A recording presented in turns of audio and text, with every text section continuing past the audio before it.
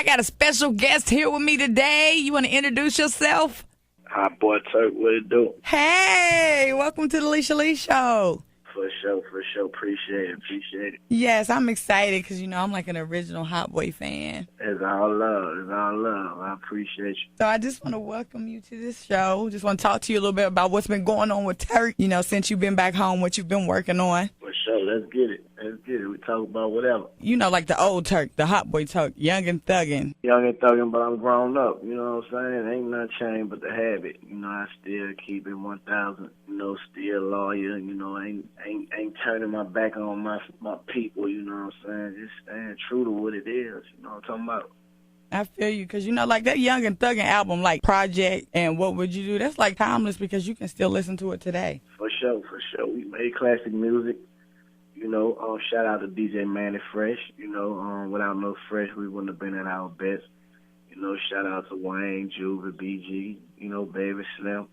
We had a team. We had a hellified team, and we all fed off each other's energy. So when we went in the studio, that's what you got, classic music, and still to this day, people love to hear it. And I just want to know, is that ever going to happen again? Is it going to be a Hot Boy reunion? Because, that's what everybody want to know. I mean, it can't really be a Hot Boy reunion because BG in his situation, we screaming free BGT, hit the streets, but, the world know, even if, just like we just did a song, me and Lil Wayne, why you didn't have Juve and BG on it? Then me, Juve and Wayne did a song with Bankroll Fresh, the Hot Boy remix. Well, why you didn't have BG on it?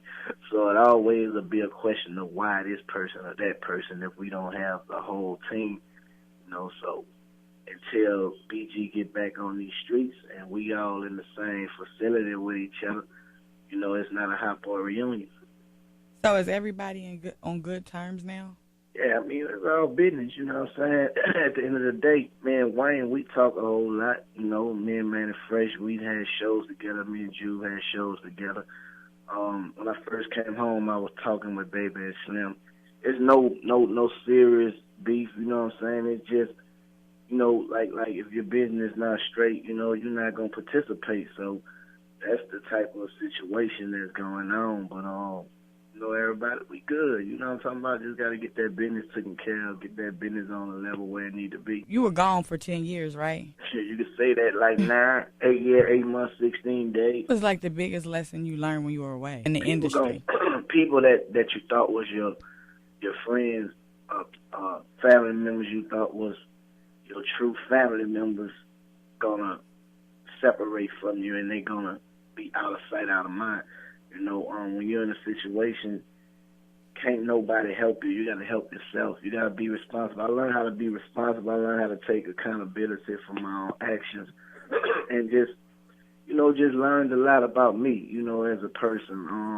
I used to blame people for the reason things was happening in my life. But when you get in a situation where you got to sit down, you reevaluate your life, and that's what I did. I wound up getting my GED.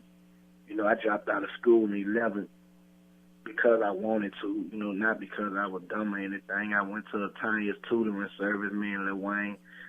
But, we was the hot boys, so we on the road. We ain't gonna come home and be doing homework. And eventually, we stopped going. And I just felt it only right, even though I was in my situation, that I need to go ahead on and accomplish that for myself.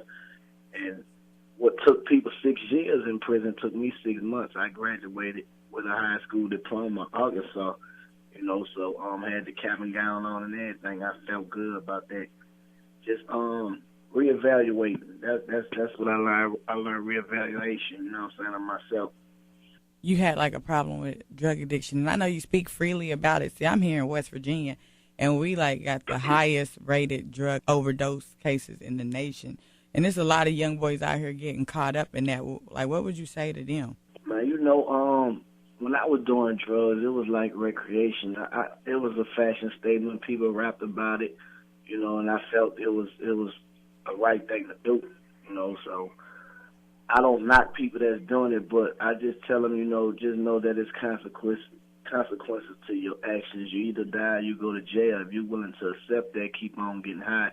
I'm not going to sit up here and tell you to stop because these days you can't tell a kid that's stinky grown anything. You know what I'm saying? So I just say, man, just know what you're getting yourself into. You know, I lost a whole lot when I was doing drugs. You know, I lost material things. I OD'd 2 times in my whole time of doing drugs. I did drugs from 14 all the way to 22. You know, and when I overdosed, man, I just prayed to God. I told him, I was like, the only way I'm gonna stop is life threatening. You know, like I was so caught up, I started shooting heroin and cocaine. And a lot of people ain't know I hung around a lot of older people. You know, I didn't hang around people my age. So, you know, it was like, okay, this the thing to do. This is my crowd. This is what we doing. And I had money at the time, so I didn't felt like I was no dope fiend or anything. You know, so when I was doing that overdose, man, I prayed, and 3 days later after I prayed, that's when the SWAT team kicked in my house. You know what I'm saying? Shot in there 52 times. You know, 2 police officers got shot. I wound up going through time. You know, and I'm here today. You know what I'm saying? By the grace of God. So, you know, it took me to go to jail, took me to lose things, took me to hit rock bottom. What they used to say, if you hit rock bottom, sometimes you'll quit. I did, you know what I'm saying? But I wish I would have never did drugs from the beginning, you know what I'm saying? But I don't regret anything that I did in my life because it made me into the man that I am. And you really can't do nothing but respect that. Now, explain this Cash Money thing to me where you're suing them for $1.3 million. All that y'all did, why so little? When you not knowing how much a person owe you, but you knowing that they owe you, you know, my attorneys, it's a way that they address lawsuits, it's a way that they address a complaint, you know. And when my lawyer say that I got buck-eyed, I'm like, man, 1.3 million. He's like, no, we're not saying that that's what he owe you. We're telling the judge that we don't want nothing less. It's up to the judge what he deemed to be, you know, fair and right. And I mean, the books don't lie, you know what I'm saying? So it's just I've been gone so long, I don't know, but I know it's in the 7-figure range, you know. You're more vocal about current issues than a lot of artists. You made a post about Caitlyn Jenner. Yeah, I'm because I mean, who's to say I can't say? See, when I did my time, I learned my amendment. You know, I have a freedom of speech, so you know I can say whatever I want to say. People gonna be offended. You know what I'm saying? If you can't handle what I'm saying, don't follow me. You know what I'm saying? Because I'm the type of person that gonna say how I feel. You know, and sometimes people need to hear the truth. You know what I'm saying? They need to hear the truth. Like I posted something about the roof dude. I believe that's Dalen, whatever his name. And a lot of people took offense about what I said. And I want to clear it up because not one time did I say what he did was right. But I made a statement. I was like, y'all get mad at him, but every day we killing up each other in the hood. Basically, it was some of that nature. You know what I'm saying? And a lot of people are like, oh, but this different. He went in the church, man. Sin is sin. Murder is murder. No matter where you get, you know what I'm saying? No matter whether they black, white, Chinese, you know what I'm saying? Wrong is wrong. You know, and I say that to bring attention to, man, look, this going on every day. If y'all gonna ride and get mad about when a white cop do this, when a white person do that, you need to start it where you live at. You need to start in the hood. You know what I'm saying? It go down every day. I lost my little brother when I was locked up for hate. Was that a hate crime? You know what I'm saying? Because the little dude was hating on my little brother. My little brother, he ain't do anything. In my eyes, right? You know what I'm saying? Right. But that's just life. That's how life go. Ain't nobody riding about that. You know what I'm saying? So my whole thing is we gonna hold everybody accountable, not just a white person when they do something to a black person. You know what I'm saying? We gonna hold the blacks when they do something to the blacks and every other race that they have in this world. You know what I'm talking about? That was my whole point of posting what I post. You know what I'm saying? And whoever ain't catch it, I hope they listening now and they could get it. You know, have an overstanding. Whatever I say, it always have a perk to it. You know what I'm saying? I don't speak out of ignorance. I speak out of experience and what I see to be right or wrong. You know what I'm talking about?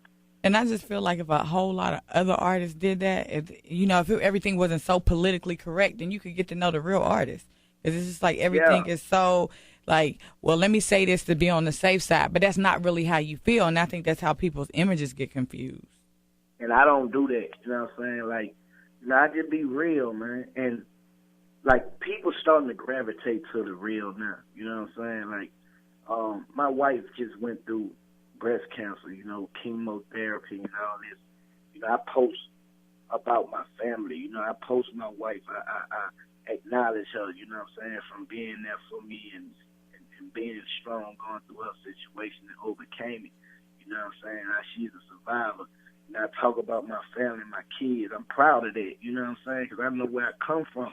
So if anybody going to speak out to something that's right, my wife be wanting me to chill out sometimes, but Martin Luther King wasn't chill, you know what I'm saying? Malcolm X wasn't chill.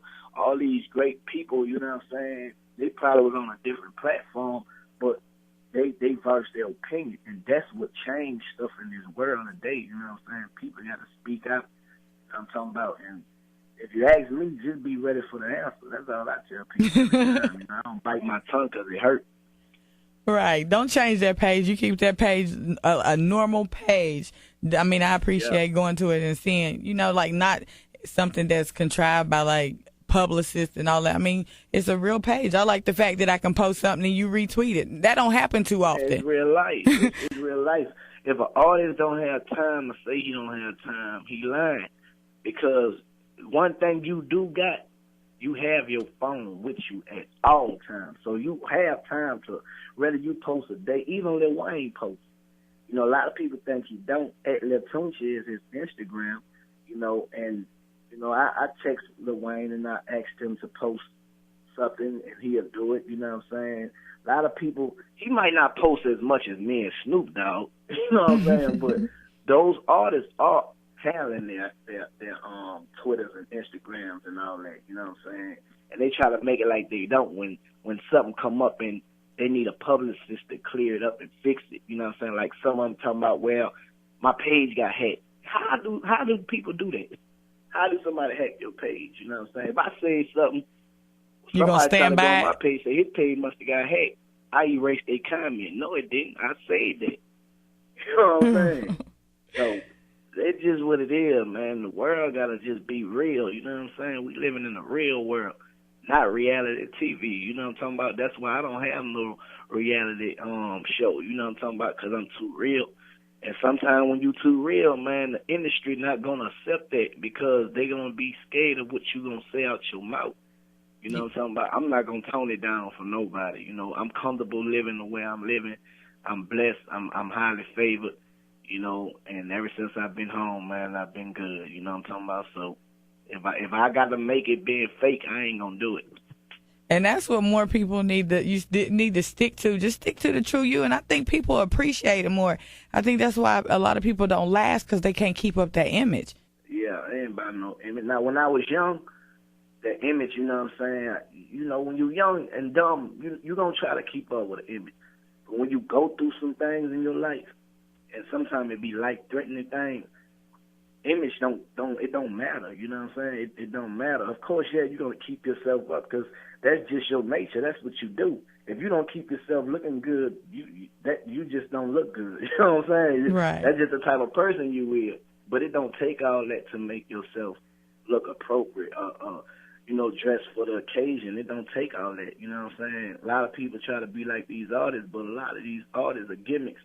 They pawns, they being used, and I salute the real ones because there's a lot of real ones that's out, Trader Troop, that's my brother, you know what I'm saying, Bo Dill, King Dirt, these people that people probably don't even listen to or know about, but these the guys that a lot of these artists in the streets that's rapping call when they go to their city, they check in with these guys, you know what I'm saying, they not moving like that, so I salute the real, man. I salute the real, so, and, maybe the other ones will come around and be real to themselves and the people, you know what I'm saying? But until then, I'm going to hold it down. And you continue to do that, okay?